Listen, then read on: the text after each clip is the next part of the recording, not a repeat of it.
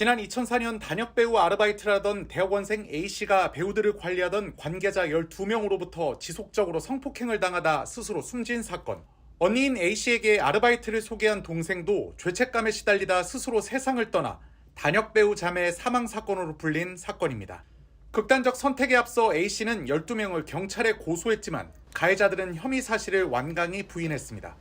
A씨는 또 경찰 조사 당시 가해자들의 신체 부위를 정확히 그려달라는 요구를 받는 등 2차 피해를 당했다고 주장했습니다.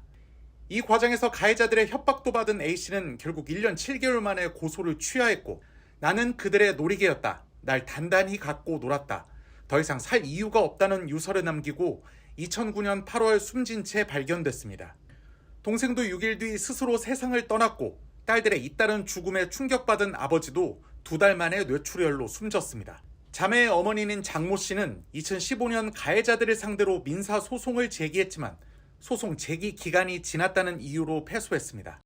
이후 2008년 미투 국면에서 관심사로 떠오르며 청와대 국민청원에 올라 답변 대상인 동의자 20만 명을 넘겼고, 경찰청도 특별팀을 꾸려 진상조사에 들어갔지만 이후 이렇다 할 처벌 소식은 전해진 게 없습니다. 이런 가운데 앞서 밀양 여중생 성폭행 가해자들의 신상을 줄줄이 폭로했던 유튜버가 이번에는 사실상 답보에 빠진 단역배우 자매 사망사건 폭로에 나서겠다고 밝혔습니다. 지난달 30일 유튜브 채널 나락보관소는 커뮤니티 게시판을 통해 단역배우 자매 사건 어머니와 연락이 닿아 영상으로 다루는 것을 허락받았다며 어머니는 절대 혼자가 아님을 알려드릴 것을 약속한다고 썼습니다.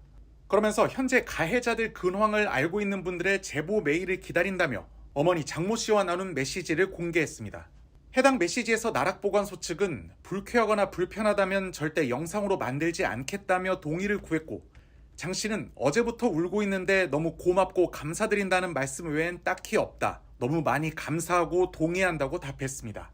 어머니 장 씨는 현재 가해자들의 신상을 폭로하는 1인 시위와 자신의 이름을 건 유튜브 채널을 운영하며 싸움을 이어가고 있습니다.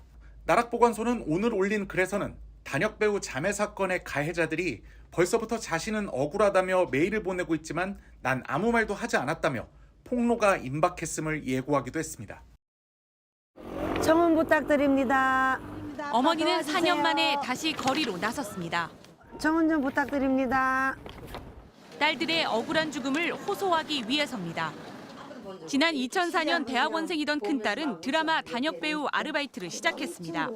그해 말 딸은 단역배우를 관리하는 현장 반장 등 관계자 12명을 경찰에 고소했습니다.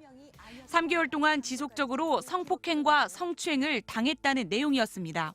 반항을 하니까 기다리는 거야, 라이터를. 칼도 갖고 댕기더래. 이 얼굴을 망가뜨린다. 그러나 고통은 계속됐습니다. 경찰이 가해자를 앞에 두고 성폭행 상황을 자세히 묘사하라고 요구했는가 하면 가해자들은 딸을 계속 협박했습니다.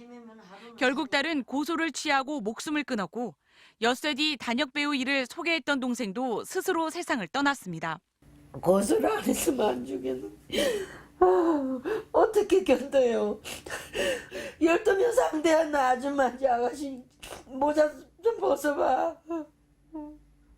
어머니는 가해자들을 처벌해달라며 1인 시위를 했지만 오히려 검찰은 어머니를 명예훼손으로 기소했습니다. 지난해 법원은 어머니에게 무죄를 선고하면서 판결문에서 이렇게 밝혔습니다. 공권력이 진상을 밝혀내지도 가해자에게 책임을 묻지도 못했다. 국가 공권력의 총체적 실패에 대해 간곡히 사과와 위로의 뜻을 전한다. 14년이 지났지만 가해자로 지목된 사람들은 여전히 혐의를 부인하며 같은 일을 하고 있습니다. 제가 어떻게 강제로 그렇게 합니까? 그거는 말이 안 되잖아요. 12명 여기 가운데 죄인은 있을 것이다. 시민들은 이 사건의 재조사를 요구하는 청원운동을 시작했습니다. 경찰과 가해자를 모두 재조사해달라. 공소시효를 없애고 수사해달라.